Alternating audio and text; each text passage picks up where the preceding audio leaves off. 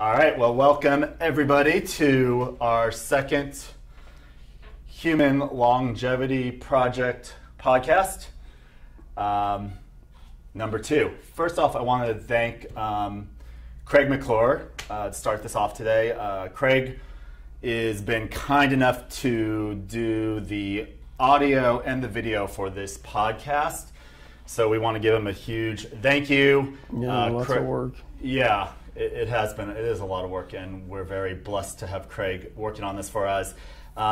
Craig runs and has started the Super Longevity Network. So I want to promo the Super Longevity Network. Obviously ties into our podcast because we're the Human Longevity Podcast. So you can see the synergies there. Excited to be here today. Got my co-host Kevin Brown here. Hello. And we are here today with Spence Spencer. Yes, that is his name, Spence Spencer. That's awesome. I get super jazzed every time I talk to Spence. Spence is really into body hacking, health. He's got a big background in biochemistry and a huge interest in biochemistry. Spence is the CEO of Applied Scientific Research, correct? I got the name right? You got that. He's got some supplements. I mean, was that products on the market?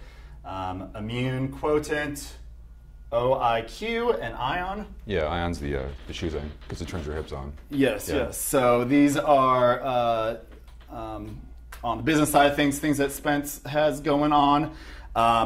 One thing that's always interested me about you, Spence, just to kind of jump right into it is, how did you kind of get, because you have an interesting background, I know, Yeah. from just kind of things you experienced as a child and kind of what sparked your interest and why you have such a passion for health and wellness and some of the things that you just experienced Oh, yeah. with your own health. Well, growing up, my mom's been through several hip surgeries, so always working with her, trying to get her back to being able to move. So I've got a huge respect for a lot of the doctors out there, especially the ones that helped her move Right. or get back up and going. She went through 2 bouts of polio, and then as I was going to school in my undergrad, I was studying to go to school to be a physical therapist. The food system changed. And when they entered in the BT protein, Bacillus aeugenitis, blah, blah, blah, it's a pretty technical conversation, but when they entered that protein into the food system, I started getting sick all the time. Why did that protein even get entered into the food system? It's a pesticide that you spray on a bug to kill it. As Okay. a human, if you drink 8 ounces of it, you're dead. Okay. And if you get a receptor site for it, like I do, you know. Now, talking about this back in the 90s, you were kind of the village idiot if you were trying to figure out anything but the food pyramid guide. That being said, as I was going to school and I was thinking about biochem, I'm like, wait a second, something's off here. If I go out to eat, if I try to eat grains in any way, shape, or form, I'm getting stomach aches. Try to eat anything with canola, potatoes, any of this stuff, which back then that was the gold child, right? You know, the base of the food pyramid guide. So as you started diving deeper into that, I started realizing when I would travel to a place like Italy that didn't have it, or down in Latin America, I was fine. Come back and all of a sudden, oh my God, my stomach's killing me again. So those 2 things were a big motivation. I was gonna go into the medical industry in some way, shape, or form. At least I thought so, as I was coming up, because my mom was such a big influence, and Right. you know, single mom taking care of her kids, and I mean, you meet her, she's the sweetest woman on the planet. She missed a lot of the wonder years because of the polio, so it was always, how do I protect mom? How do I fix mom? How do I, you know, because you're the male of the family, even though I didn't even know what that meant back then. You know, you think you are, but when you don't have a masculine influence in the household, you're just like kind of lost. Right. So those 2 things are the biggest things. So I keep finding all this cool stuff that helps mom, but the funniest part about it is I have to call one of my buddies who's an orthopedic surgeon to call her and tell her to do it. Because if I tell her to do it, I'm her little baby. And Right, she's not gonna. she's not going to like, still to this day, most of my clientele is doctors, because I've always worked with the ortho guys for years, because I got to know them when I was a kid growing up. Right. Dr. Headley, Dr. Firestone, Dr. Tyler, like all these different guys. Just got a chance to work with them, and they've always been a big proponent and a big fan of some of the new stuff I find. It's cool. It's good stuff. Yeah. And you had owned, I know when I met you first, you were running a food company, like literally making lunches, breakfasts, dinners for people. helping a lot of people. We had a lot of clients that we worked together with. Yeah. Tell me, like, just some other, like, what else was behind that company, how you were helping people, because food's such a thing that leads to so much sickness in this. That's a great conversation, conversation, but definitely in this country. Now that, I was like one of the first guys to do like the Meals on Wheels meal prep concept. Our focus was so deep into science that most people didn't even understand what we're talking about, because you mentioned glycemic index. In 2001, nobody understood what it meant. Now it's a common term.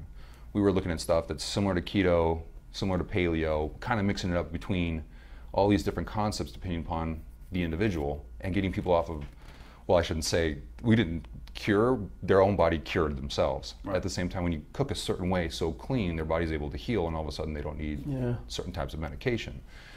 The funny thing about it is I had a couple phone calls. One was from a jazzercise instructor, and she said it was killing her client because she wasn't eating enough grains. Well, it turns out that her client was able to come off of her high blood pressure medication, and all of a sudden her cholesterol levels went like in. You were curing her of the doctor a little bit. You know, it was frustrating. The mistake from a business perspective on food is food's probably the most difficult business model to do it the right way, because your competition can cut costs. When you're going organic and cooking it really clean, your food costs are way up here. And when you're cooking for the next day, you know, somebody might be willing to pay for an expensive meal right then because you can make it for that. But when it's the next day, it's never going to taste the same, right? No matter what you do with it. And I mean, we were doing stuff all the way to like adding frequencies to it, primarily because in the United States we irradiate our food, and once you irradiate it, it changes the frequency, and that's part of your body being able to recognize, hey, that's a nutrient, I want that. A lot of times when people go to, let's say like France, where they don't do this stuff, and at least they don't do this stuff last time I checked, politics change, you'll notice your appetite usually decreases 40 to 50% because you can actually absorb the nutrients. And there's real nutrients in there, and you're eating, like, you know, you go get a chicken over there, and it's like this big, but it fills you up. Right. Over here, you get a chicken, it's freaking huge. The taste is different. Everything's different about it. Right. Yeah. So how do you deal, because you work with so many people, and I know a lot of people rely on you just simply for advice all the time. I mean, what are just some general things you would tell people looking at food, what they should be looking at, little hacks they can maybe do to like move in the right direction? Best thing is listen to your body over anybody, including myself. And that's why, you know, when I'm consulting someone, it's more questions than this is what you need to do. Right. One of my favorite questions that I'll ask is, when you eat a steak, does it rot in your stomach or do you digest it? And that gives me a profile of what kind of enzymes they have. Right. Now, there's the blood type diet by Dr. Adamo, and even he's backtracked a little bit and started asking more questions. Like, that one's kind of a cool concept, where it's ask more questions to figure out what's actually going on than saying, you got to do this. And some people function really well off of being a vegetarian. Some people I mean, if I try to be a vegetarian for 2 weeks, I'm getting injured. Right. And those proteins are different.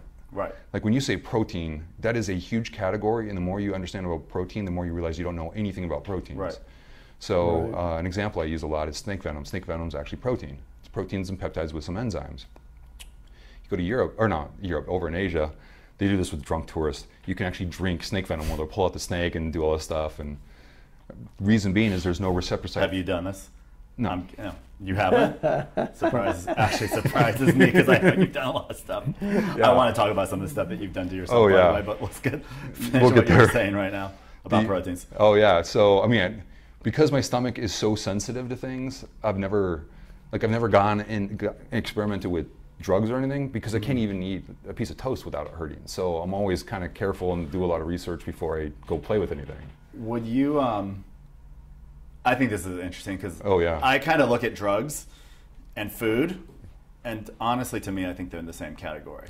I totally agree. I mean, the way, obviously, the government defines a drug is different than what I'm saying, but they're all, I mean, the food we eat is a drug, and it biochemically changes your mood, your state. Absolutely. You know, you're aware of this. Depending on your biology, your genetics, can have different effects with different people. Change everything. So I think you do experiment with drugs all the time, because I've seen you experiment with a lot of food things. Oh yeah. That's what I'd say, druggy. So no drugs ever?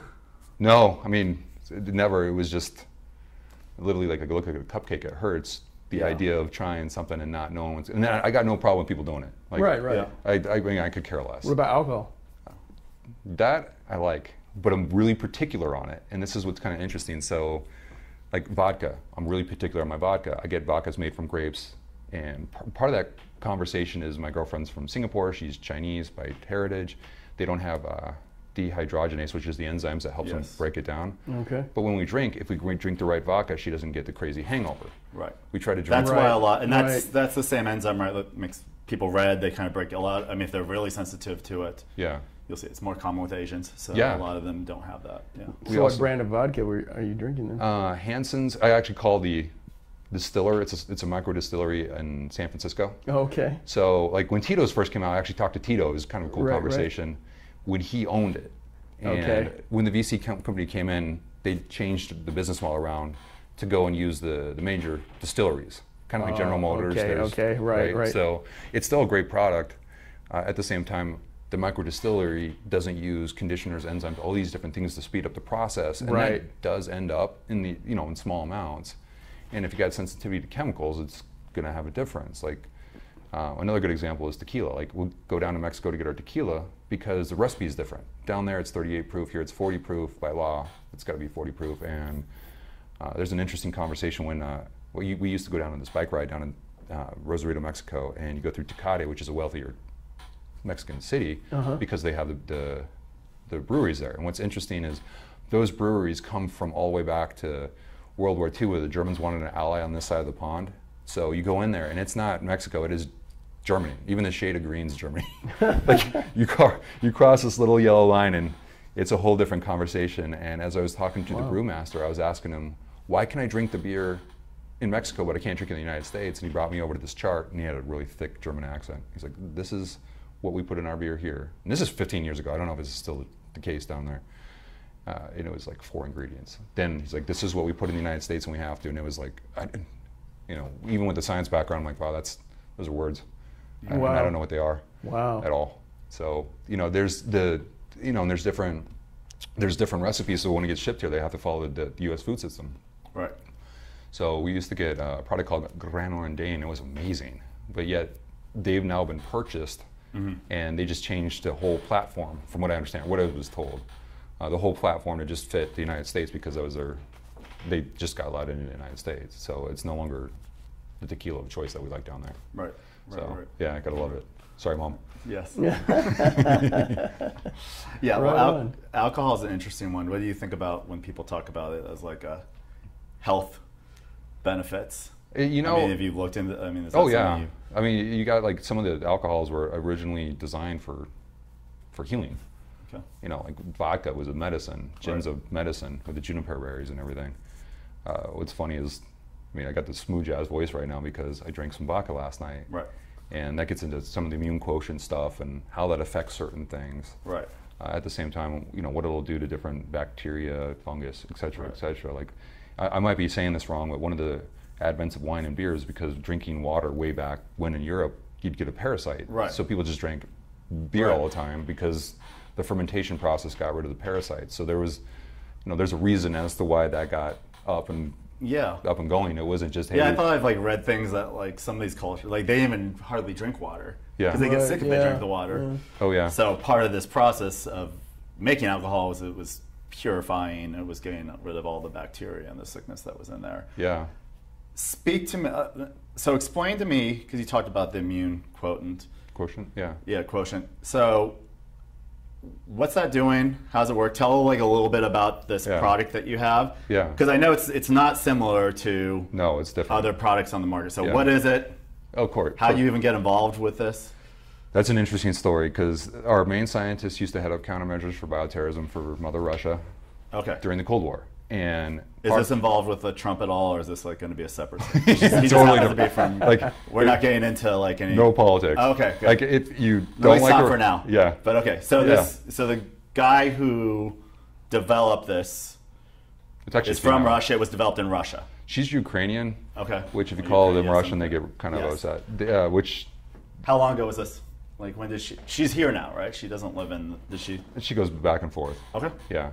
The whole team, she's got a whole team. It's pretty impressive what they've been able to do. Now, what they have been doing in what we'll call the probiotic space, because that's what people understand, is still 20 years ahead of what we're looking at today because So explain, because you're an expert in polylab. Even just, I think people loosely know what probiotics are. Yeah. But even the probiotic space, like what is that? Probiotics are the bacteria that's in your gut that does great things. Like your probiotics is your primary mechanism for actually creating all your beneficial hormones. Your endocrine system is theoretically a backup mechanism. Right. So what they were doing with their athletes back in the 60s and 70s was using probiotics to get the same results we were doing with injectables. Okay. And just getting super strains and breeding these strains that do different things. Right. Actually, part of it goes into peptide technology or peptide signaling, back to that snake venom conversation of breeding these strains to create specific peptides that when you lyse them or blow them up, you get these peptides out, and when you take them, they fit inside a receptor site and get your body to do some cool stuff. It's like a software code. Literally works like a software code. And that's the way a lot of proteins work. Not all proteins, but a lot of proteins. So with this stuff, when you take it on a consistent basis, getting sick is very unlikely. It doesn't calibrate for everything. But when it calibrates really well for something, your immune system, it gets your immune system to take care of it right away. Kind of like a vaccine without the mercury thermosol or the aluminum. The vaccination, the whole concept of it teaches your immune system how to handle smallpox. Right? This, when you take it, gives you the software code to be able to handle. It's actually just, this one's specifically designed for anthrax. So if you're taking it, you don't get anthrax, everybody else dies from it. But it also calibrates for candida really well. So most people, when they take it for about 2 days, your chemical sugar cravings are gone, but your psychological cravings, that's a whole different conversation. Right. You'll get people that, and if you go on the website and you look at the testimonials, you'll see people like, oh my God, I was sick, dying, I took this stuff, and 6 hours later, the taste of the virus was gone. You still got to cough up the residual stuff. Now, what's interesting with it is I take this stuff on a consistent basis. So for me to wake up sick today was because I wouldn't drink vodka last night. Because that works on the central nervous system, when you drink alcohol, it negates the cell signaling, so it turns it off. Now, woke up, and then that gets into the conversation of ozone.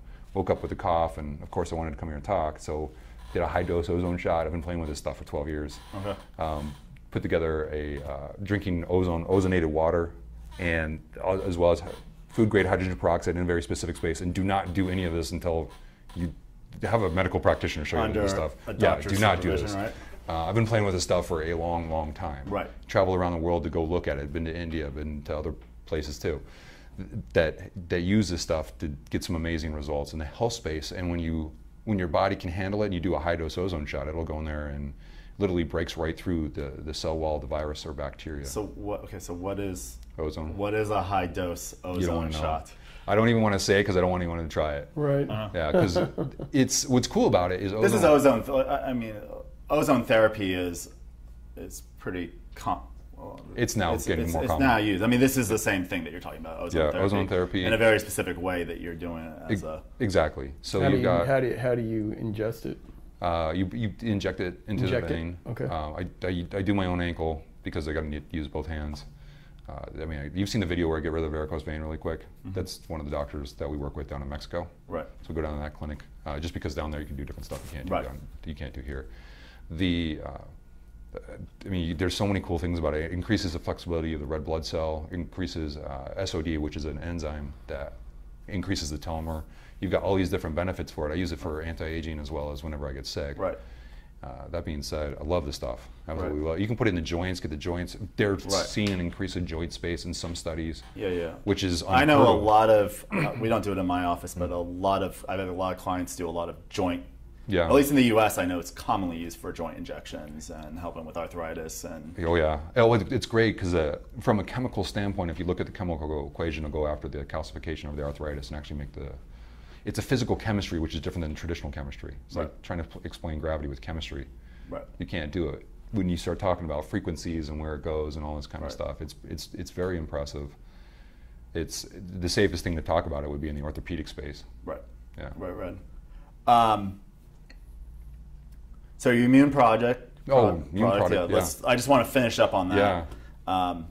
And then you talked some about longevity, and I definitely want to get into some longevity stuff with you. Now there is anti-aging properties to the immune quotient. It's the Talk about that. IQ brand. Whenever you modulate the immune system, it's a modulator. So if you've got an autoimmune condition, it'll bring it down. If your immune system's too low, it recalibrates it. So it's not like when people go do something like growth hormone where they can just jack it up. This is something that actually just gets you into more homeostasis.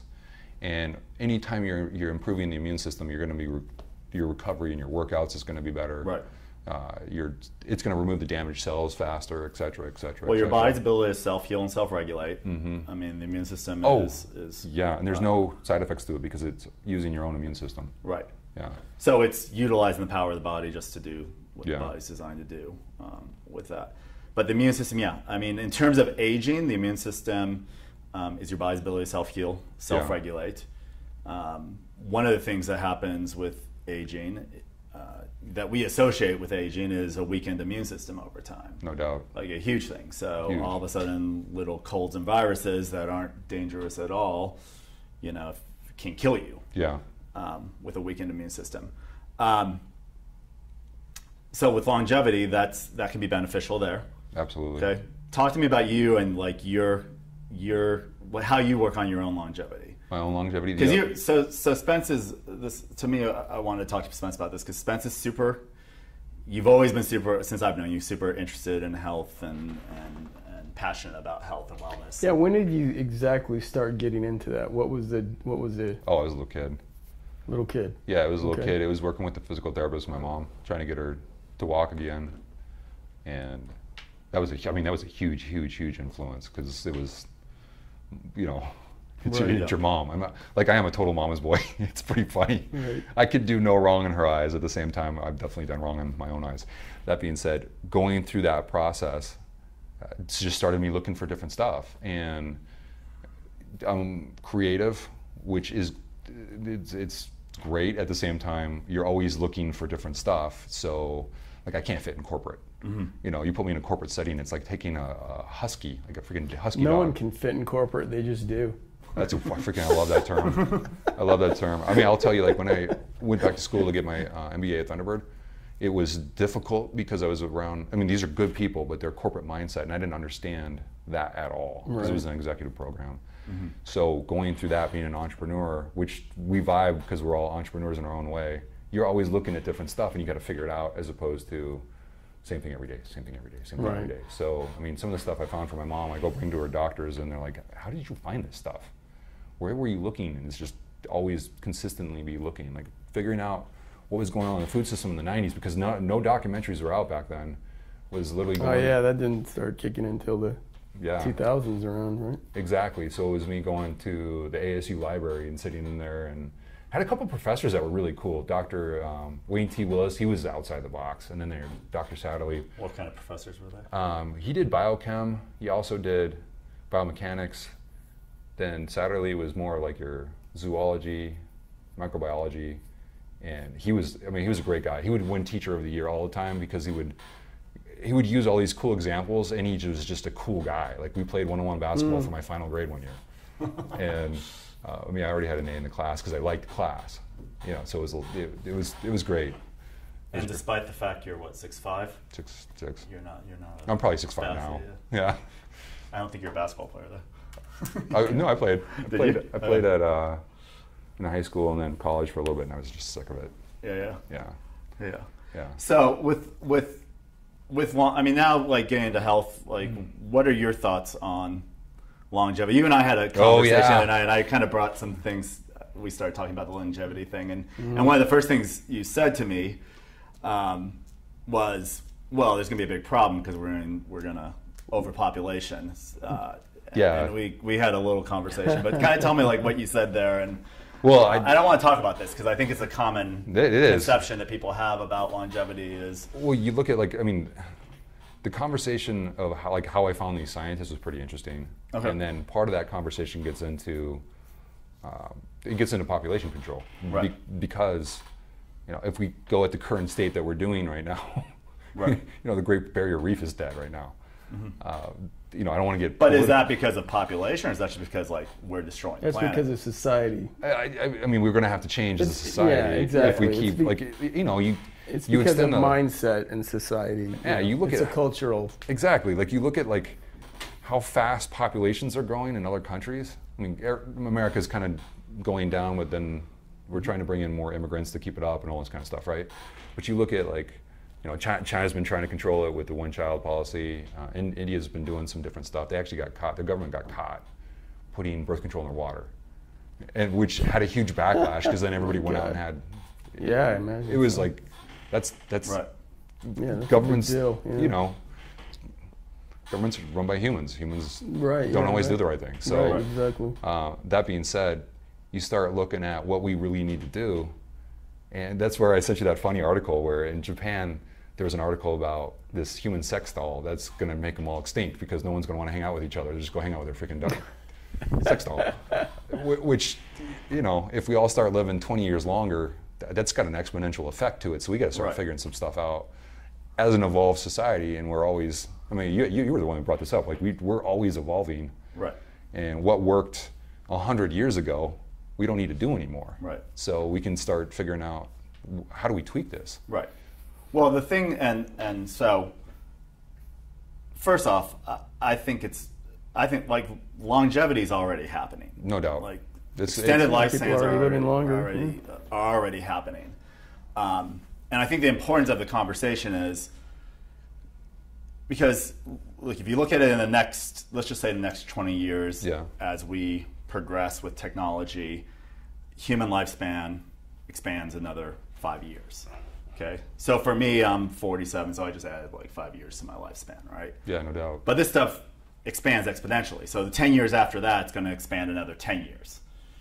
Okay, so we just get this point where lifespan is going to keep on expanding Oh, yeah. past the point that, Well- that it's not going to kill us anymore. Yeah, so but you also have to take into account that you also have to change your lifestyle, though.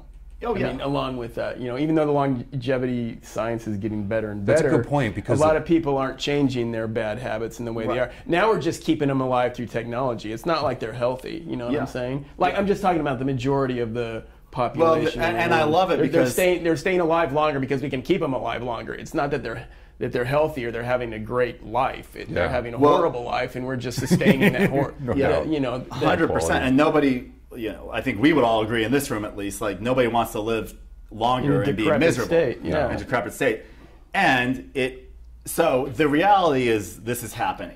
Even without mindset, Absolutely. and lifestyle, all these, the reality is we're living longer and Even longer. without The ability to, without the habit change. yeah. Yeah. Well, With that, you Yeah. have to start having these conversations, which is, what does it mean to be longer? Who wants to live longer if yeah. on a planet that we're killing? Miserable. Like, it forces us to talk about these things. Yeah. Well, yeah, I think as long as, but I think what's going to make that change is going to be when people start realizing that they can live a longer quality life. Yeah. And when they can live a longer quality life, then they're going to start taking more responsibility for their environment. Yeah. Also, I mean, overpopulation just goes with the fact that people are trying to procreate because they die off.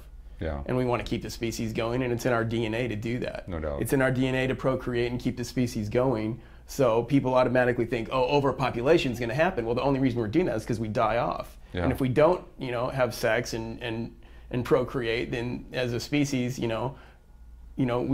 will become extinct. But that's not the reality. Yeah. The reality is that if people live longer, their mindset's going to change on why do we need to have kids. It's kinda interesting. Because Yeah. what it's been in the past to have kids has been your immortality in a Yeah. sense. Right? Right. I mean, to have kids keeps your name going, keeps the strand of your DNA going and who you are. Yeah. And so that's why people have had kids, and also the church and everybody's really pushed that. But I think if people start living longer, that overpopulation, it's a little bit of a myth, because actually there's just so much really to expand out in, and Yeah. technology is changing a lot of things as well as Yeah. we that's the new things that are going to happen. That's one great thing about the human condition and the human brain, is that we're always inventing things to counteract our gross. horrible habits and Yeah. our horrible behavior. So I mean, they're already inventing things to help clean up the oceans and all these other things, and by young people. So Yeah. Who care? yeah, exactly. And I think that's what it's about for me. It's about Yeah. the mindset. It's about changing people's thinking. It's about changing, but you can't do that if they're still stuck in this old dinosaur kind of lifestyle. Yeah, and to complement what you said about habits, correct me if I'm wrong on this. This is like an article I read a while ago, and it's something to do with our lifespan in the United States is shortened a little bit, and it's part of it is the algorithm. I don't know if the algorithm's the right term, but the mathematical compilation of, infant death syndrome used to happen, doesn't happen anymore. But if you look at like from age 25 on up, we're actually living shorter, which you got to change your habits, otherwise. Absolutely. Right. I mean, cancers. When we were kids, nobody's dog got cancer. Now everyone's dog's got cancer. It's just like things changed. Chemicals. Like it was interesting to me talking to you the other night. Yeah. Because you're so into health. I don't think you've just thought about like longevity. Like do you have a mindset of how you're going to be when you're 80, when you're 90? I just wonder for somebody like you who's so super healthy and so conscious about these things. You know what's funny is my focus right now is increasing my mom's blood flow to her feet. Like she had all her veins stripped due to all these surgeries and everything. So now she's finally agreed to start doing, we got to take her to a naturopath because I can't do this stuff, to start doing some of the ozone shots because it'll increase the flexibility of the capillaries again, the blood flow, all this kind of stuff. So that's my focus right now. So it's almost like a primal instinct, like what can I do to make mom's life better? Is that ozone kind of related to chelation in a way? Does it have the same kind of effect? Or? Yeah, because it'll spike your body's production of glutathione. If you do enough shots, the high dose stuff, you'll actually taste the metal. It'll actually smell like metal. This is stuff that's done down in Mexico, not here, but it's really high. That's why I don't tell anybody what the doses are, because I don't want anyone to try it unless they're with a medical practitioner. Because one of the issues with ozone is you can get what's called a Herxheimer reaction, named after a German scientist who, I can't remember which disease it was, but it was when you go kill off this disease, all these organisms die. Well, they release poison. Well, if you do a high dose ozone shot and your system's not clean, you get a massive die off of like fungus, candida, bacteria, and you got to sweat that stuff out, and it's not fun. Oof, yeah, I imagine. That's why you got to ease your way into doing higher doses. That's also why I like the immune quotient product, because it helps get rid of a lot of that stuff. We've got ozone attached to a pill, which is pretty interesting because it's a physical chemistry once again. Right. The biggest pushback I get from naturopaths is like, how do you attach nascent oxygen, which is very reactive, to magnesium? It's a pretty cool process on how to do that. That being said, like all this stuff works together to where you just live longer. Right. You're gonna, well, not all the time always, but more often than not, you're gonna live longer because you're getting all the toxins out, you're getting the parasites out, you're getting all this stuff that's just draining you. Right. So the energy's higher, and clearly I got a ton of energy. I mean, freaking. Yeah. I'm always pretty hyper. Yeah, and how your body feels ties into your mind and your mindset as well. I mean, you do a lot of things with your mindset. Oh, definitely. I know I've been around you. Like, you do a lot of like hypnotherapy things. Yeah. How does that tie into all like this stuff, your health results and all this stuff for you? I mean, it's been a big game changer. Both of us go to Michael Burnoff, the guy, and I've known him since college. He helped get rid of a lot of stuff. Like when I say, there's a big love for mom, there was some dark stuff that happened, and that stuff used to have me screwed up in the head so bad. And he was able to, take that, shift it, and as he taught me how to shift it, it no longer means what it used to mean, so it doesn't hurt anymore. Right. That allows me to go and do stuff, like be confident enough to be up here or be with you guys and talk, because before I couldn't even do public speaking. I was scared of my own shadow. Right. So, as it has evolved and he's taught us a lot of these different tricks to get the mindset right, I listened to, what's his name, Thomas Hall. He's got some pretty cool stuff on YouTube on focus, because being creative, your most difficult thing is focus. So I listened to some of his hypnotic stuff on that. I wear a rubber band to control myself, so if I start going off and like playing on Facebook too long, it's like, okay. Whenever I want to, quit caffeine for a while, I just I'll just start snapping for that too. Right. And your subconscious mind's going to go, okay, I don't want that anymore. Yeah, I think it's interesting. And I think it's interesting because, like, past traumas that we've all had when we were younger and having like this is part of life. Yeah. Like this mindset stuff of like what that causes us, either habits that we have today, habits that we're going to have tomorrow because of traumas. You talk about whatever traumas related to your family and growing up. Yeah. And it's so important to be dealing with these traumas in some ways that you can move forward and move past them. No doubt. I've seen you do that big time. I'm going to bring on Michael Burnoff. I've talked to Michael about coming onto the show. It'll be really interesting because he's helped so many people in that way. I've seen Kevin, like you've made just huge leaps in your life, just dealing with the shit that happened, you know, for you, whether, you know, with that. And it's such an important thing for people to be looking at when it comes to expanding their life, moving forward. Yeah. One of the things I wanted to talk to you about was, I freaking love your music. Still listen to your music today. That was from 10 years ago, right? Right on. And I've always wanted to have, like, you know, I like house music. Right. I like, because I feel it. You know, you feel that energy from it. And it had like little messages put in there. So you listen to it every day and little meditative stuff. Yeah, absolutely. Exactly. Like I always thought that, like, I wish somebody would do that. That was talented. Like there's people that have done it, but their music's not that great. I've got some stuff that I'm working on. That's I mean, some of it's a little darker. Yeah. So you know, it's for, you know, film and things like that. But but I'm working on some new stuff. I just had a conversation with Otto, who does Genius coaching stuff. Anyway, he just came up to me at the gym and he said, "Hey, I got an idea for you about doing some meditative stuff." Because I turned him on to this guy, Niels Fromm, and some other guys. Yeah. And so he was thinking about me in that. He said, "You should start doing that and putting some stuff into your music." So I'm definitely thinking about that. So it's funny that you brought that up just now, because I was actually considering that. Nice. Doing that, in the future, working on it like an ambient kind of project. Yeah. Which would be more for listening pleasure. Do you look at that at all with like music? Because like the beats, especially that you use, it seems like a lot of that house music and that type of music, it's so hypnotic. Freaking awesome.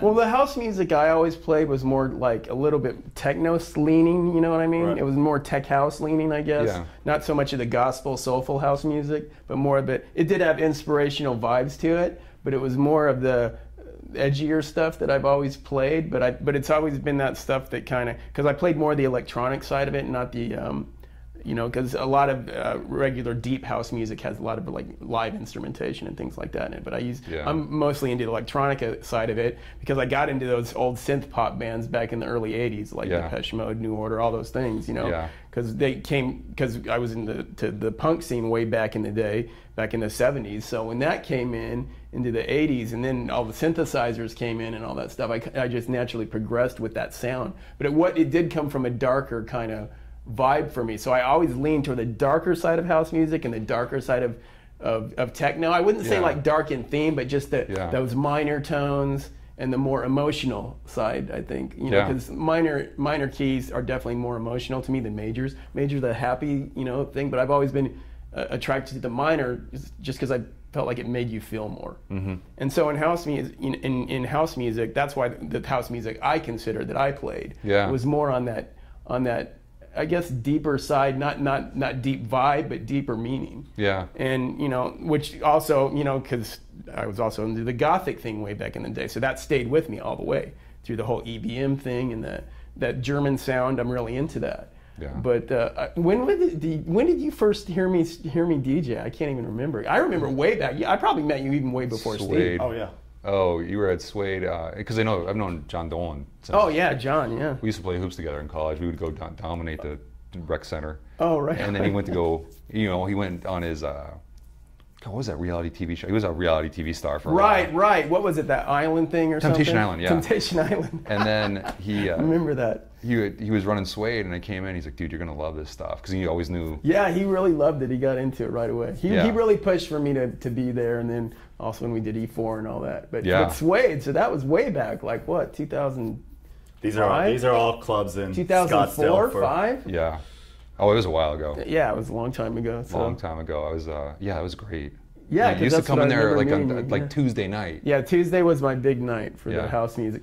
I mean, there was no house music really going on anywhere in Scott. So they were playing trance and some other things that were more commercial, but there was no really good quality underground house music. Yeah. And until we started doing that night at Suede with John, and then we moved it to E4, and you know, it was incredible. It was awesome. Incredible times. But yeah, I've always wanted to incorporate, and I'm even starting to work to incorporate more of the AI theme into my music. Nice. Because I'm really inspired by Ray Kurzweil and all these new scientific, you know, advancements and the things that are happening with artificial intelligence, even around nanotechnology and all these things. Yeah.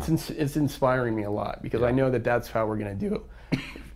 Cure a lot of these issues and diseases and stuff that we have going on. That into your music? Yeah, so what I've been doing, I'm just taking different samples from different people, like even famous people, and just changing the pitch on their voice so no one recognizes who they are. Yeah. Just so I can get away with it. I mean, some of it might be copywritten stuff, who knows.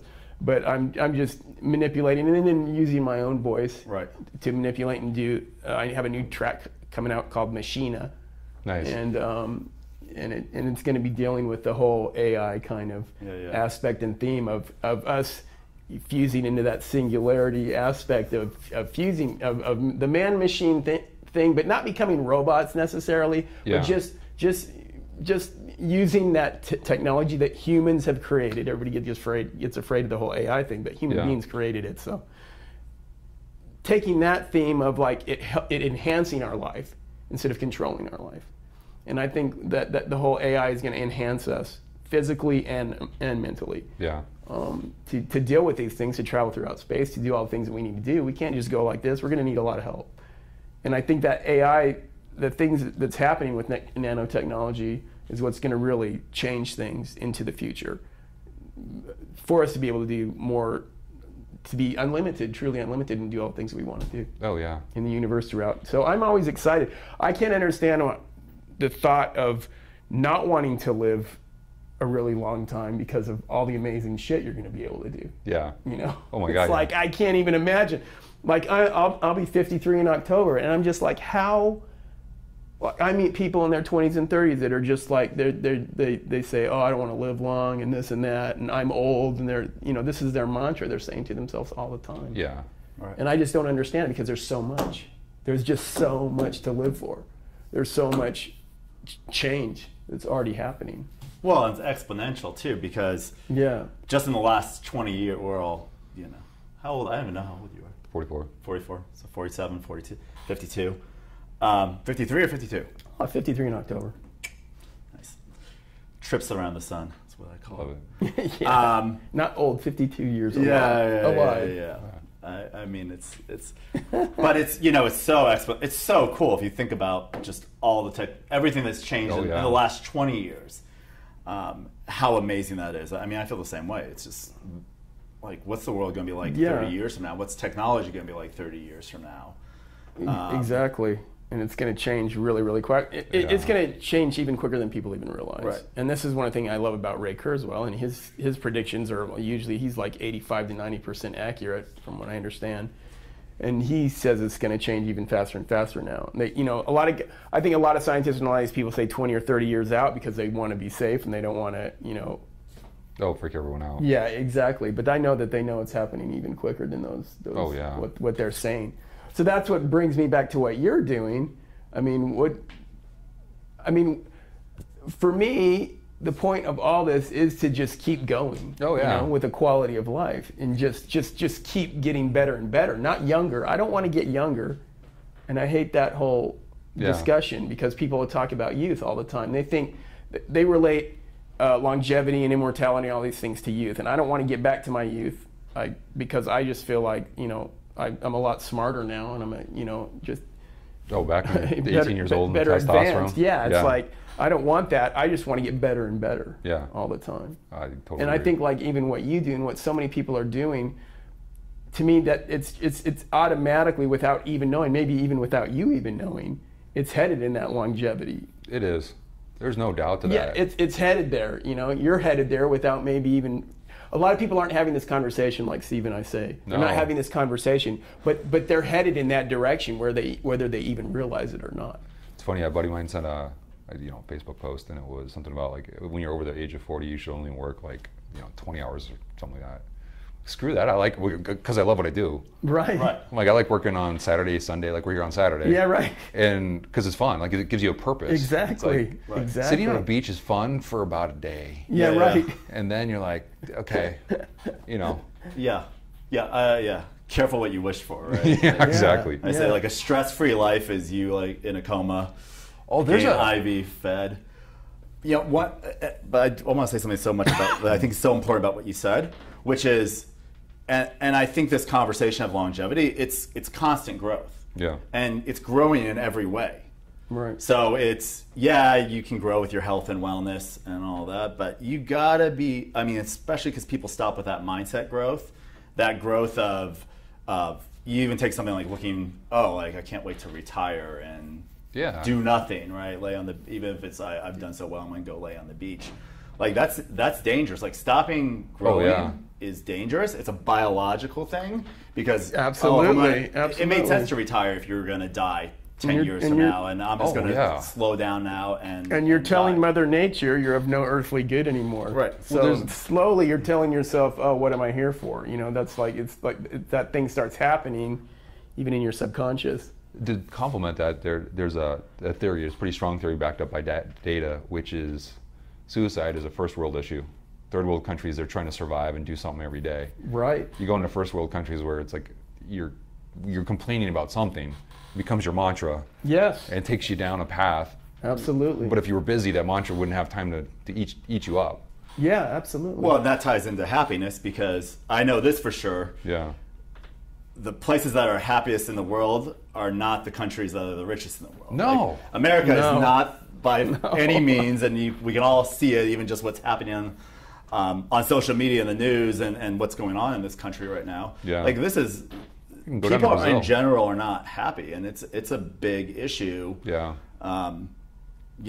With longevity for certain, and this is why, again, precedent of, I mean, just in life in general. Yeah. Is you got to be going for happiness and joy. I mean, every thought's got a biochemical reaction. It's got a biochemical reaction. Like you start thinking sad all the time, you're going to get sad hormones, cortisol, stress, everything else. Right. Absolutely. And you take something crazy and stressful that happens to a Brazilian, and they're like, oh, whatever. Mm-hmm. You know, Kardashians do something crazy here, and all of a sudden everyone's stressed out about it. As opposed to totally different culture. Yeah. Totally different culture, totally different needs. You know, somebody gets, you know, whatever it is. I mean, looking at somebody and getting jealous because they got, you know, like we saw that canary Ferrari out there. I'm happy for that dude. Yeah, exactly. It's just better to be like, dude, freaking nice work. You're killing it, whatever you're doing. Right. There's a sweet yellow Ferrari parked outside. Yeah. That we all saw when we came in today. Yeah, I came in from the other side. Oh, did you? Yeah. I'm not a big car guy, though. I get excited like when I see like an amazing studio. Yeah. I'm not a car guy. I think I this see guy a probably had a compressor, sweet sound system in his car. If I see like an amazing compressor or an amazing mixing board, you know, I drool. Yeah. So we all have our own. Our own gig. I see some like new medical technology, and I'm like, oh, freaking. There you go. Let's take a look at that. Exactly. Yeah. Yeah, absolutely. Get all geeked up. Will that help me do this, that, or what's it do for mom? It's like freaking. Yeah. What was your? You did a TED talk. Oh yeah. Like is it in the last year? Yeah, it was last. God, when was that? It was the last 6 months. What was your TED talk on? It was the gold standards of medicine aren't so golden, Okay. and you start going through. And I got a lot of respect for doctors. They're in a situation that they're handcuffed in a lot of different ways. Right. So, you know, for example, I won't use names, but I spoke with the head of cardiology from Scripps, and we're going through the conversation of cholesterol. He does not like statins, yet if he doesn't prescribe it, somebody goes out and walks in front of a bus, he can get sued. Right.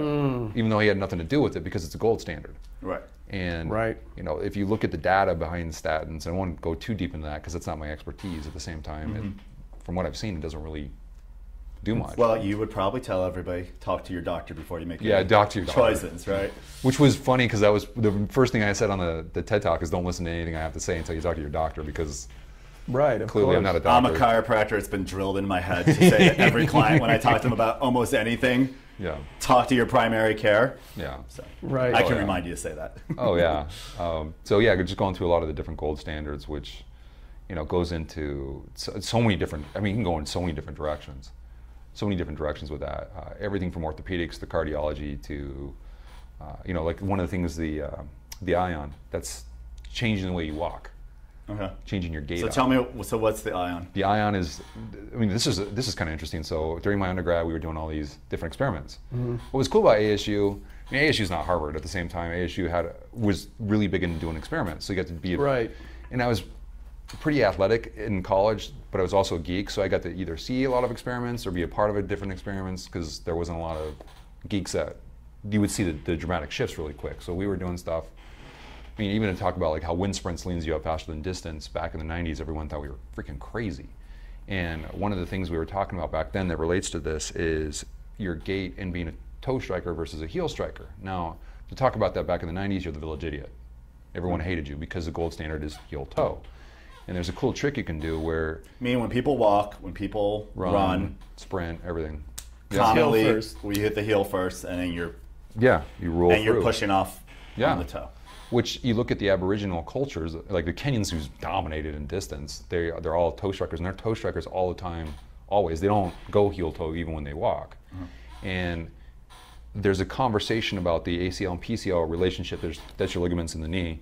And from an evolutionary standpoint, the gold standard says it was designed wrong, but it's designed correctly if you walk on your toes or the fore part of your foot as opposed to your being a heel striker. So in theory, what you're saying is by heel striking over time, that's causing wear and tear on our knees. Good. Well, you can see it when you hit your heel down. That shock goes all the way up and shows up in the shoulder, neck, whatever it might be. When you're a toe striker, it just all dissipates.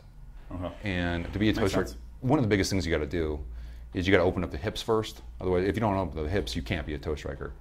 It'll be. What do you mean by open up the hips? Doing some pretty significant hip stretching to open up, like the gracilis, the sartorius, so that, and the IT bands as well. I mean, you see a lot of issues with tight IT bands. And as you open that up, now you can actually start gripping the ground. I mean, can you just translate opening up the hips means just like hip mobility? Like hip mobility. People being able to So like, move is that like a runner stretching techniques that does that? Yeah. Like a runner stretch, the best thing to do, like you've seen PNF stretching, proprioceptive neuromuscular facilitation, right? It's how to trick the muscles to release, where you do the push, hold, push, hold, push, hold. If you do a runner stretch on something that slides, it'll trick the muscles to release better. Are people's hips tight because we do this? Would part of the theory be because we do this heel striking that causes over time people's hips to be tight? Or is it just that we don't take care of stretching enough and that's why people... Everyday life, like you're sitting in a car, you're like this. Sitting, I'm sure, is a huge... we're not designed to sit for certain. No, you're at a computer, That's you're why like I stand in my studio and then I don't sit. Oh, yeah. Well, and everybody, I mean, I'd recommend one thing definitely for your health and well-being, related to current health, longevity health, is not sit. If you just think about it. Not to sit for hours and hours. No, and hours. Right. Well, just think about this. Like our, genome hasn't changed for 10,000 years. No. So literally we're designed like our ancestors were 10,000 years ago. And if you just think logically, like how much sitting did our ancestors do 100 years ago, 1,000 years ago, 10,000 years ago? They weren't sitting at all. We're not designed to sit. And it does create all these problems with the body. So that is just... We might have to start standing during this. We should. podcast. Yeah, that would be awesome, actually. It would be the first podcast people do standing up. Standing cast. You actually make a good point there. It's so comfortable to sit and natural. There's I love it. There's a bunch of patents behind, or it's a main patent with a lot of things behind it, but it's basically, the basic concept is you take a shoe insert, and the front's thicker than the back. And there's a protective mechanism around the heel. There's kind of a cool trick where if you're laying on the table, I can hit your heel in a certain way and turn your hip flexors off. Right. And turn your toes off. I've seen you do some of this stuff. Some of this stuff, right? And literally, almost instantaneously, when you turn everything back on, you're a little bit more athletic because you're able to grip the ground better. Right. And grab and pull, grab and pull, grab and pull. You'll see, your best athletes are running their toes. They don't run on their heels. And it's kind of funny because... But this is something can benefit... Everybody. We're going to focus on runners first. Right. Primary reason is we don't want someone that's already injured using the stuff. Right. Because then you can get a bad reputation. What's kind of interesting in this space, working with the orthopedic doctors that I work with, there's a funny story that goes along with the gold standard and goes along with this and goes along with realizing that there's all these weird things in medicine that stop progress in medicine. Is there's boards that has to get pushed through and all this stuff. Right. There's a new ligament that was just discovered in the knee probably less than a decade ago. And the funny thing is most of the orthopedic guys knew about it, but they couldn't talk about it till the guy who created the gold standard passed away.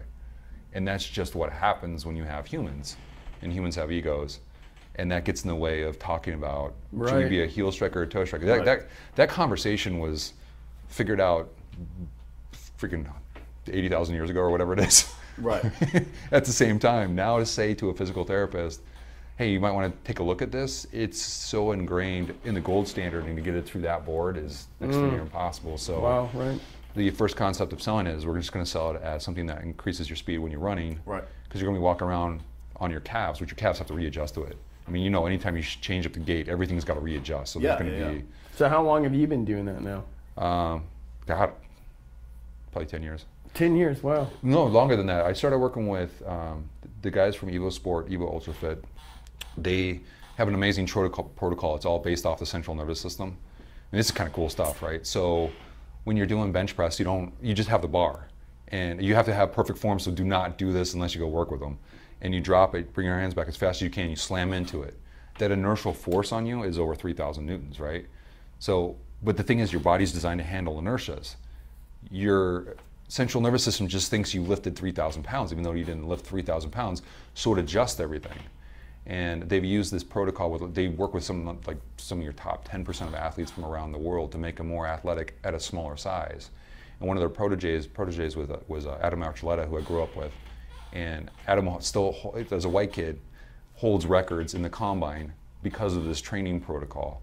And he had me dunking on people again at age 32, better than I was doing in college, because they reworked how I moved. And their training protocol is phenomenal. Wow. At the same time, the guy who put it together, like he's like Rain Man intelligent. When you walk in the room, he's like, yeah, he just sees where all the issues are. You probably do that too, because you've got so much experience being a chiropractor. Like you can see, oh, your neck's off because of this or whatever it is. Yeah. Yeah. What kind of athletes are they working with mostly? Oh God, you'll see everyone from like Larry Fitzgerald to freaking. So it transcends. It transcends. Yeah. Because it seems to me a lot of times with these types of things, like sports is where you see this stuff first. I mean, these guys are making their living, the smallest little benefit they can get performance-wise. It's huge. Is a huge benefit. I mean, how the momentum of this, because you're saying like it's not very well accepted. Yeah. I mean, is it that you're seeing it now start to be accepted in a small way compared to where it was 10 years ago? Is that momentum getting really big now? Well, even or you still get a lot of proponents to... Like they were the first guys to start doing velocity training, and now you're starting to see it show up in articles, sports articles, which is great. Although, I mean, people are borrowing. Velocity training being what you just talked about with dropping the thing. Yeah, which also goes into how you really open up your hips. It's a whole different, we'd have to do videos to show that because it's not really easy to explain. At the same time, when you start retraining how to move, all of a sudden your athletic ability goes up. So are you using that in all your workouts? Pretty much, yeah. And what would your basic workout routine of yours be? I mix a lot of stuff together. I do still need to go do more yoga just because it's great. At the same time, as a guy, you go into a yoga class and some, 60-year-old pregnant woman is showing you up because we just have different muscle fibers than women do. Right. Which is great to freaking tame that male ego as much as you can. Yeah, totally. That being said, a lot of stuff I'll do is a velocity training mixed in with some, supersets, some wind sprints. And whenever I do wind sprints, I try to go up a steep hill. That way I don't tear my hamstrings because I'm not 20 years old anymore. Stuff like that.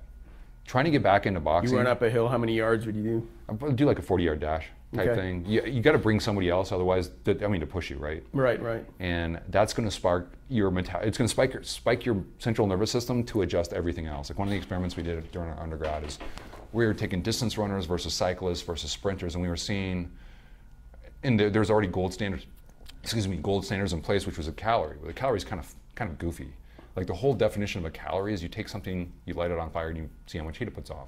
It's not how the human body works at all. Like you can give someone, a little bit of birth control that doesn't even have a full calorie in it, and it's going to tweak your hormones to the point where you're just going to gain weight, even though there's really no calories in birth control. So you start looking at how you drive the central nervous system to go do stuff, and then you can get your body to do some pretty cool stuff quicker.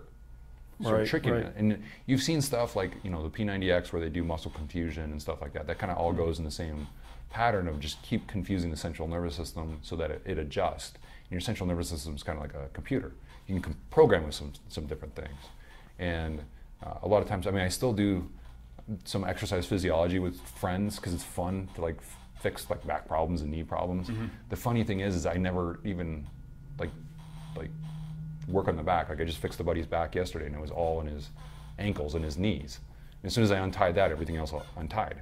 Wow. So, and that's getting him to move correctly again. As soon as he starts moving correctly again, then the muscles untie. And that's unheard of in the gold standards of traditional physical therapy, because they're like, oh, here's the issue, we'll just work here, as opposed to, well, where's that coming from?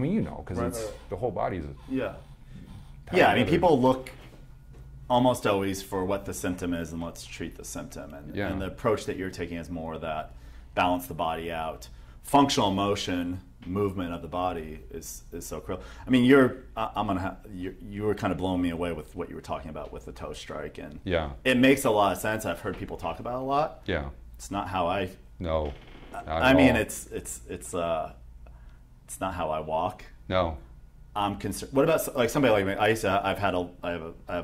I did some damage to my. I was a BMX biker when I was a kid. Oh, nice. So I did some very serious structural damage. I mean, if you look at my X-rays, there's nothing pretty about my low back X-rays. Yeah. Just because I was a pretty wild kid. I've seen your X-rays. I've seen Kevin's X-rays. You saw my X-rays. Mine are brutal. I've seen all your guys' X-rays. Okay. You I want to talk about you. Well, yeah, let's see, skateboarding in 1976 all the way to now. Yeah. Well, I quit for like 15 to 20 years, and then I started again just like 4 years ago. The cool thing is you're doing vert it now, skating right? again. I started skating the ramps and pools again. Yeah. And That's so, awesome. oh yeah. So, but yeah, when I here's what I was gonna say. I'm very, very proactive with my body in so many ways. Nutrition, in every way I can be.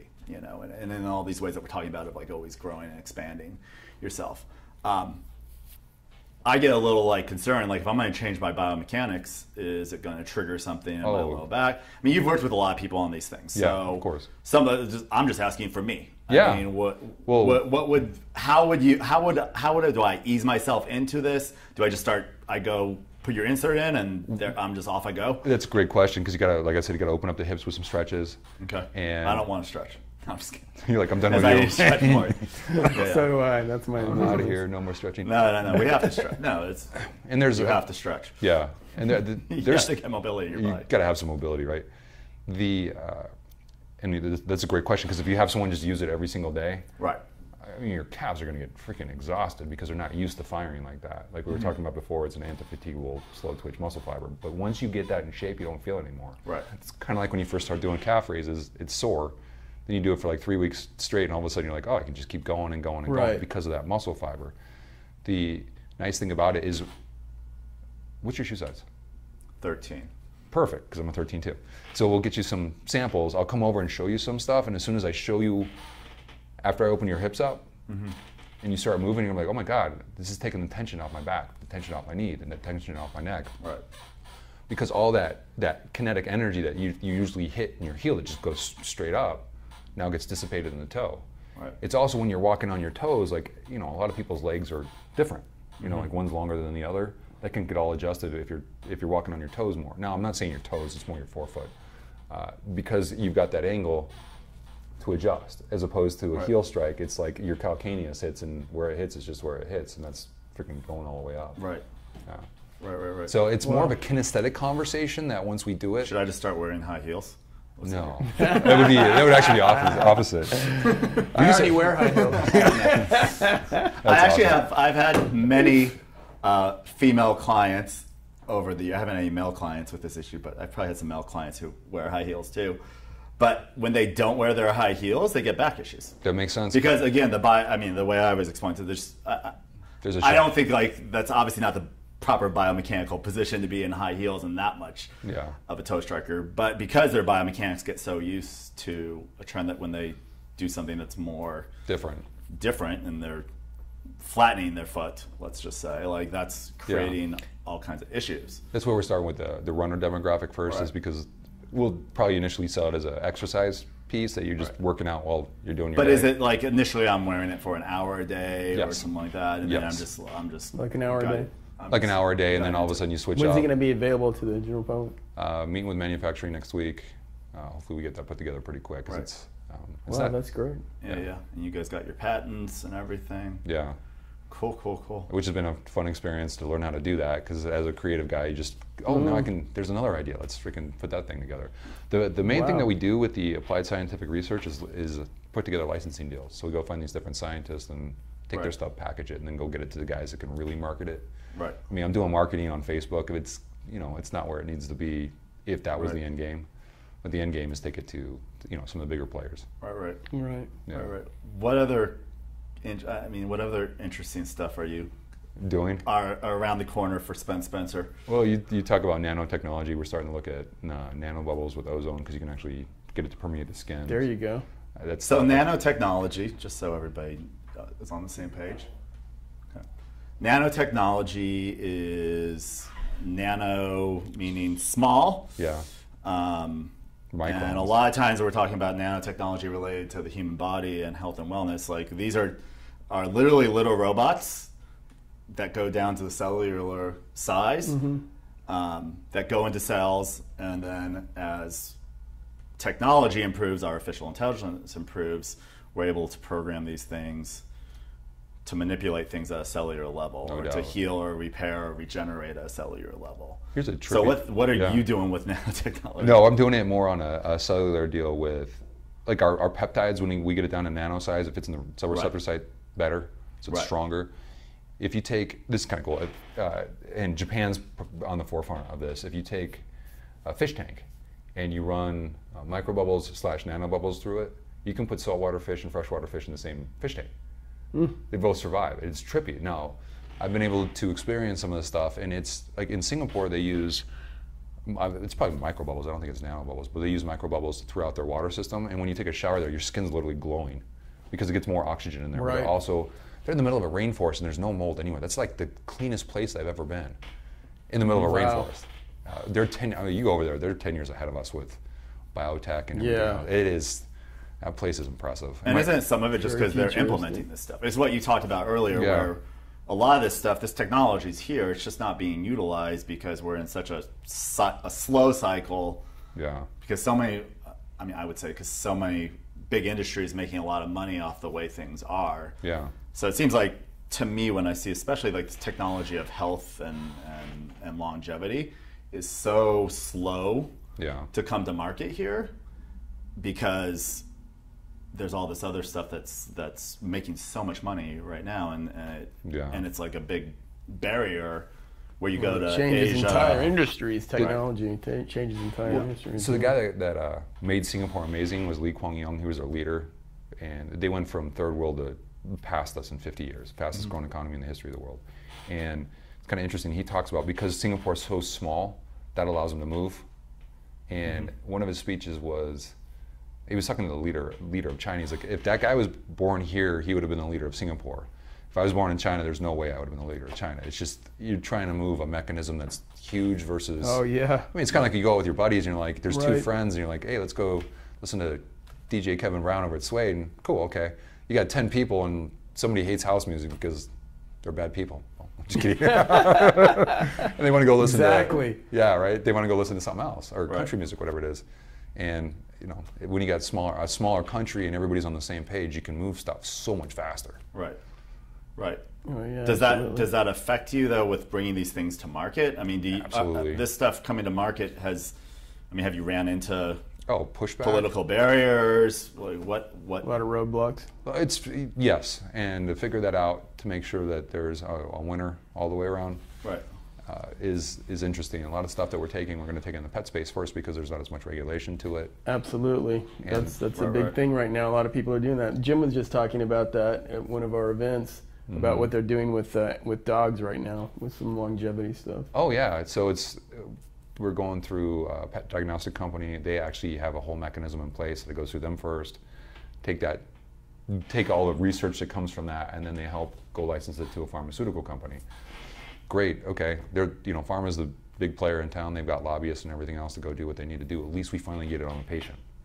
Right. So, there's a game there, and some of it's devious, nefarious with dark circles around it, but if you play with them, you get to end up helping somebody. Right. Right. If you don't play with them, you only get a handful of people that are early adopters, like our group, to understand stuff. Right. Because the majority of the population, Right. there's a Discovery Channel, and it's kind of interesting, and it was about the Native Americans when the conquistadors were coming across, and it was the people literally could not see the ship until their priest told them, like, that's something different, we got to pay attention to it. And you see that with the masses, where it's like they literally can't see stuff until, Yeah, right. Absolutely. and that's part of human nature. So how do we use human nature to get people to Right. do the right thing? Because people are using human nature to do the wrong thing. Right. So it's Yeah. How do you seduce them into, like, this is a healthy lifestyle? Yeah. I mean, I still have a friend text me whenever she sees something bad on coconut oil, because she's like, you were wrong about coconut oil. I'm like, don't eat it then. At the same time, there's been so many people that have gotten such great results. Exactly.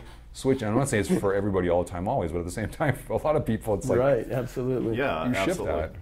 Absolutely. You work with another thing about you that I think is really cool is because you deal with a lot of the scientists who are coming up with these things. Yeah.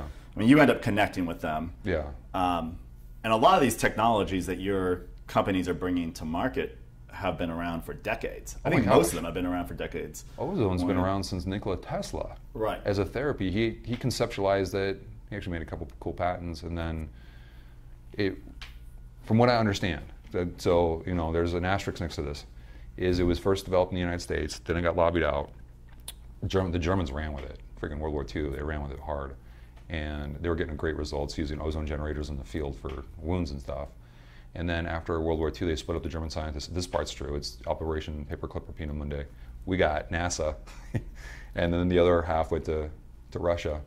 And Russia kept going with the ozone stuff. It didn't, like, ozone therapy didn't really fit in our space because you couldn't patent it.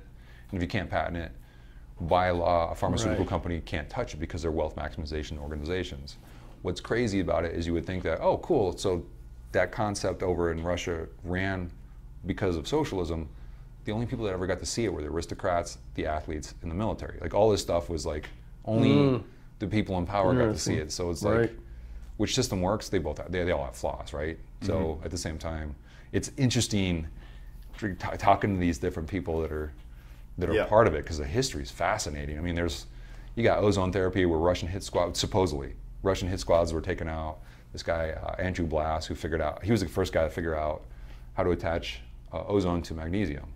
And he was like right down the street from Nikola Tesla, so I'm assuming they probably worked together on that, because I mean, Tesla was freaking Rain Man when it came to electricity and how to figure that stuff out. So I don't know what's real on a lot of these stories. At the same time, it's fun to listen to them and see, oh, okay, maybe that's true, maybe it's not, but it's fun to listen to. Well, I think it's interesting because some of these technologies have been around, and this is the process, and somebody like you who's like bringing them to market, bringing at the end of the day, they're beneficial to people. Oh, or the hope is they're beneficial, and you're bringing this stuff to help people. You're super passionate about helping people. I mean, at the end of the day, that's where I find so much like synergy with you. It's just like you just want to help people. You're doing this on the business side of things with the scientists, and I mean, do they have stories about just how this? What's blocking them from getting this stuff out there? That's a great question. That's a great question. So there is so much technology stuck. And there's this giant chasm between university and market. One of the biggest mistakes is a lot of universities, they want to be first to say, hey, look what we found. Well, as soon as you publish it, it becomes prior art and you can't patent it. So now no one's going to touch it. On top of that, if they get NIH grants, which is the National Institute of Health, I think it's one line in there. And they're talking about removing this one line where the government can always come in and take it, whatever they just funded. Well, because of that risk, a pharmaceutical company can't touch it. So you get this great experiment that's done on what XYZ that was funded by the National Institute of Health, and you want to go see that get to market. Well, if it can't get protected, who's going to go spend $1 billion to get it through the FDA? Nobody. I mean, that's just, that risk is just too high, because then somebody else can come and, the government can take it away, or you can't protect it, or all this kind of stuff. So it's the whole mechanism, the way it's set up is an issue. And I don't pretend to understand all of it, but I understand enough of it to see, okay. And I mean, a lot of this stuff is here in the United States. It's just stuck at the university level. Another group's working on a traumatic brain injury product, which their model's pretty sweet, but it was stuck with the scientists, and scientists do not know how to get stuff to market. They don't know how to market to people. They just want to make the coolest freaking thing ever. I mean, the thing that was genius about Steve Jobs is he realized you come out with iPhone 1, you don't come out with iPhone 20, because their world and focus is like make it better, make it better, make it better, make it better. And I want to get somebody on the show who can talk about what needs to change, so those types of things can change, because it's a really real problem. It is. I know we hear the science. We go hear it to all like the Rad time. Fest, and you hear like all. It's just everything. My father's a PhD scientist, research scientist. Oh yeah. And the thing is, it's just how there's so much, whatever you want to call it, red tape, society, cultural things that prevent these breakthroughs from benefiting people. Yeah. And it's just universal. I hear it across the board from scientists. We hear it Yeah, at Radford. These guys who are world leaders, in telomeres and all these things that are huge things that are going to, they're happening now. They're benefiting us. But it's like, how do you get those things? And even just simple body hacks can be totally forgotten, left completely behind. There's so much cool technology that just gets lost. Yeah, it's crazy. Yeah. It's crazy. Yeah. I mean, you look at my situation with my mom. If I tell her to go do ozone, she's gonna go like, "You're my crazy kid." Right. I get her a doctor to tell her, and all of a sudden she's like, "Okay." Right. That's how it is. Yeah. It's funny. Like my stepfather, he's got a PhD in material science, and now he is freaking on the ozone train. So that's helped out a lot. He comes in town. I got one of the orthopedic buddies of mine. He gives him ozone shots in the knee, and it's made a huge difference. Cool. Wow. Huge difference. I mean, it's amazing how fast. There's videos online. Dr. Rowan, he's got an interesting story too. There's a guy that was going down and treating Ebola patients down in South Africa, or down in Africa, and they got kicked out by their CDC, and then he was able to get back in. He was treating what now? Ebola patients. Oh, okay. Yeah, he's got. I mean, watch his story. Oh wow. He's got a PhD, so it gives it a lot more validation. Sure. At the same time, he goes through the politics of what they needed to do to get it back in there, and all that kind of stuff. Yeah. Yeah. Well, you always do your due diligence. Always. And I mean, everything you ever talk to me about and I've ever seen you is always based on these PhDs and these people that you're talking to and involved with. Well, what's funny is like 98% of the stuff I find I don't talk about because that's just going to ruin credibility tomorrow. Yeah, absolutely. Yeah. All right, Spence. Well, we're going to wrap up. Sweet. It's been great. Awesome having you. We'll definitely have you back soon. Yeah, absolutely. Nice. Love all the Nice. new things you're doing. It's awesome. It's fun. Inspiring. It's fun. Well, what you guys are doing is pretty inspiring too. Yeah. Yeah. Well, we're just going to get better and better at this. Yeah, absolutely. Love it. Absolutely. Thanks, man. All right.